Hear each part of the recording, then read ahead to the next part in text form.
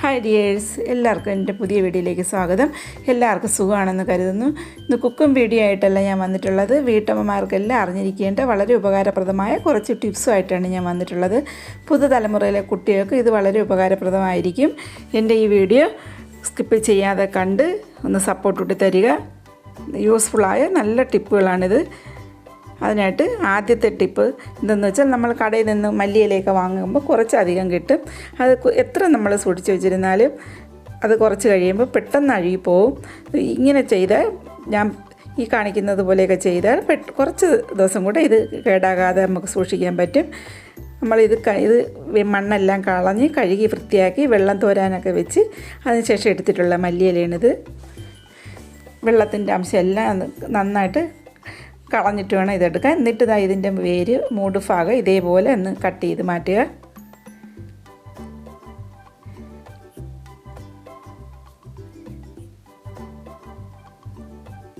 ഇതേപോലെ എല്ലാത്തിൻ്റെയും മൂട് ഇതേപോലെ ഒന്ന് കട്ട് ചെയ്ത് മാറ്റിയെടുക്കണം. പിന്നെ അഴുകിയ ഇലകളുണ്ടെങ്കിൽ അത് പ്രത്യേകം മാറ്റാൻ ശ്രദ്ധിക്കണം.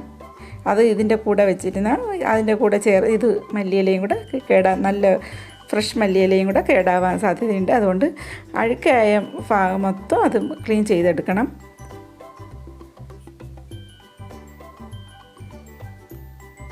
എന്നിട്ട് ഇനി ഒരു ചെറിയൊരു കണ്ടെയ്നർ എടുത്തിട്ടുണ്ട്.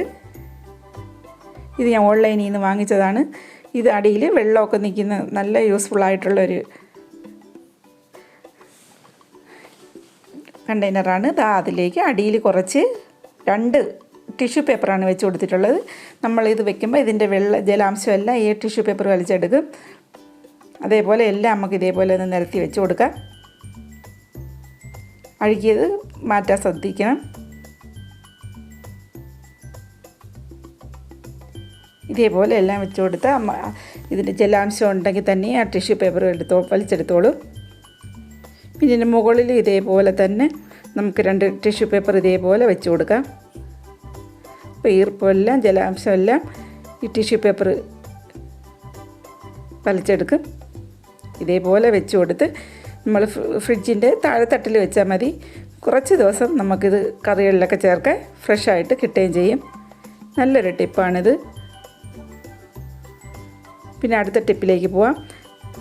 നമ്മൾ മല്ലിയൊക്കെ കഴുകി വൃത്തിയാക്കി ഉണക്കിയെടുക്കുമ്പോൾ ഇത് 2-3 സാധനം കൂടെ ചേർത്ത് കറികൾക്കൊക്കെ പ്രത്യേക ഒരു രുചിയും ടേസ്റ്റുമാണ്, മണമാണ്. നല്ല അടിപൊളി ഒരു ടിപ്പാണിത്. അതിനായിട്ട് കുറച്ച് കറിവേപ്പിലയാണ് ആദ്യം ഒരു പാത്രം വെച്ച് അത് ഒന്ന് വറുത്തെടുക്കണം.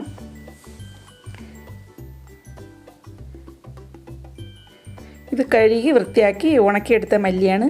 അത് നമുക്ക് വറുക്കുന്നതിന് മുമ്പ് വേണം ഇതിങ്ങനെ കുറച്ച് കറിവേപ്പില ഒന്ന് പൊടിഞ്ഞ് വരണം. അപ്പം മൂത്ത് എന്നറിയാൻ പറ്റും. അതിലേക്ക് 2 ടീസ്പൂൺ വലിയ ജീരകമാണ് ഇട്ട് കൊടുത്തിരിക്കുന്നത്. ചെറുതല്ല, വലിയ ജീരകമാണ് ചേർത്ത് കൊടുത്തിരിക്കുന്നത്. അത് ഒന്ന് ചെറുതായിട്ടൊന്ന് മൂപ്പിച്ചെടുക്കാം. അതൊന്ന് ചെറുതായി ഒന്ന് പൊട്ടി വരുമ്പോഴത്തേക്ക് നമ്മൾ കഴുകി വൃത്തിയാക്കി ഉണക്കിയെടുത്ത മല്ലിയിട്ട് ഒന്ന് വറുത്തെടുക്കാം. കൂടുതൽ മൂത്ത് പോകരുത്. ഒന്ന് വറുത്തെടുത്ത് പൊടിച്ച് നമ്മൾ ടിന്നുകളിലൊക്കെ ഇട്ട് വെച്ചാൽ നമ്മൾ ഇറച്ചിക്കറിയൊക്കെ വെക്കുമ്പോഴായാലും മീൻ കറിയൊക്കെ വെക്കുമ്പോഴായാലും ഈ പൊടി ചേർത്ത് വെക്കുമ്പോൾ നല്ല ഒരു പ്രത്യേക ഒരു ടേസ്റ്റ് ആണ്. നിങ്ങളൊന്ന് ഇതുപോലെ ഒന്ന് ചെയ്ത് നോക്കൂ. ഇനി അടുത്ത ടിപ്പിലേക്ക് പോവാം. നമ്മൾ എത്ര ഫ്രീസറിലൊക്കെ കഴുകി വൃത്തിയാക്കി വെച്ചിരുന്നാലും ഒരു 2 ദിവസമൊക്കെ കഴിഞ്ഞെടുക്കുമ്പോഴത്തേക്ക് അതിന് വേറൊരു ചെവയാണ്, ഒരു പ്രത്യേക വേറൊരു ടേസ്റ്റാണ്. നമ്മൾ ഇതുപോലെ ചെയ്യുകയാണെങ്കിൽ നല്ല ഫ്രഷ് പോലെ തന്നെ ഇരിക്കും. ഞാനിപ്പോൾ ഒരു ടിപ്പ് പറയുന്നത്, അതിലേക്ക് വേണ്ടത് ഒരു 2-3 ടേബിൾ സ്പൂണോളം വിനാഗിരി എടുത്തിട്ടുണ്ട്. അതിലേക്ക് അതേ സമയം തന്നെ വെള്ളം കൂടെ ചേർത്ത് കൊടുത്ത് നമുക്കിതിലോട്ട് വിനാഗിരി വെള്ളം കൂടെ ചേർന്ന് മിശ്രിതം നമുക്കിതിലോട്ട് ഒഴിച്ചു കൊടുത്ത് നന്നായിട്ട് ഇളക്കി യോജിപ്പിച്ച് നന്നായിട്ട് ഇളക്കിയിട്ട് അടച്ച് ഫ്രീസറിൽ തന്നെ വെച്ച് നമ്മൾ ആവശ്യത്തിന് എടുക്കുമ്പോൾ നല്ലപോലെ 2-3 വെള്ളത്തിലൊക്കെ കഴുകി പുറത്തെടുത്ത് വെച്ചിട്ട് കഴുകിയെടുത്ത് നമ്മൾ കറി വെക്കുകയാണെങ്കിൽ നല്ല അന്ന് വെച്ച മീൻ പോലെ തന്നെ ഫ്രഷ് ആയിട്ടിരിക്കും. നല്ലൊരു ടിപ്പാണിത്. ഫ്രീസറിൽ തന്നെ വെക്കണം. പിന്നെ അടുത്ത ടിപ്പെന്ന് പറയുന്നത്, ഇത് റബ്ബർ ബാൻഡ് കൊണ്ട് നമുക്ക് പെട്ടെന്ന് തന്നെ നമുക്കിത് ഈസി ആയിട്ട് അരിഞ്ഞെടുക്കാൻ പറ്റുന്ന ഇത് ഉള്ളിയുടെ തണ്ടാണിത്. നമുക്ക് തോരൻ വയ്ക്കാനൊക്കെ അരിയുമ്പോഴത്തേക്ക് നമുക്ക് ഈസി ആയിട്ട് അരിയാൻ പറ്റും. അല്ലെങ്കിൽ ഒന്നും രണ്ടൊക്കെ എടുത്ത് വെച്ച് അരിയുമ്പോഴത്തേക്ക് സമയവും പോവും. ഇതാകുമ്പോൾ പെട്ടെന്ന് നമുക്ക് തോരനൊക്കെ തയ്യാറാക്കാനായിട്ട് അരിഞ്ഞെടുക്കാനൊക്കെ പറ്റും. ഇതേപോലെ അരിഞ്ഞിട്ട് എത്തുമ്പോഴത്തേക്ക് താഴോട്ട് റബ്ബർ ബാൻഡ് അങ്ങ് മാറ്റി കൊടുത്താൽ മതി. താഴോട്ട് നീക്കി നമുക്ക് അരിയാം. ചീരയൊക്കെ ആയാലും ഇതേപോലെ അരിഞ്ഞാൽ പെട്ടെന്ന് നമുക്ക് തോരനൊക്കെ വെക്കാൻ പറ്റും. വളരെ നല്ലൊരു ടിപ്പാണ് ഈ റബ്ബർ ബാൻഡ് വെച്ച്. നമുക്ക് അടുത്ത ടിപ്പിലേക്ക് പോവാം. ഇത് മീൻ കറിയൊക്കെ വെക്കുമ്പോൾ ഒരു പ്രത്യേക ടേസ്റ്റ് കൂടാനായിട്ടുള്ളൊരു ടിപ്പാണിത്. ഇങ്ങനെ ചെയ്യുമ്പോൾ നല്ല ടേസ്റ്റാണ്. ഇറച്ചിക്കറി വെക്കുമ്പോഴായാലും ഇങ്ങനെ ചെയ്തൊന്ന് നോക്കൂ.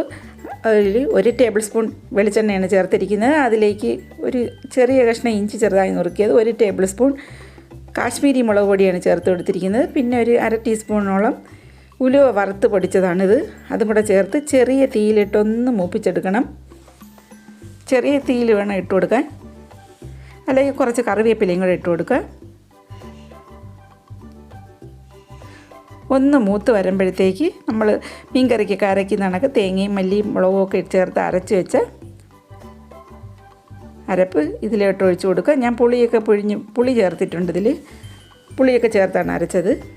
അത് ആവശ്യത്തിന് വെള്ളം ഒഴിച്ച് മീനൊക്കെ ചേർത്ത് ഒന്ന് കുക്ക് ചെയ്തെടുക്കുക.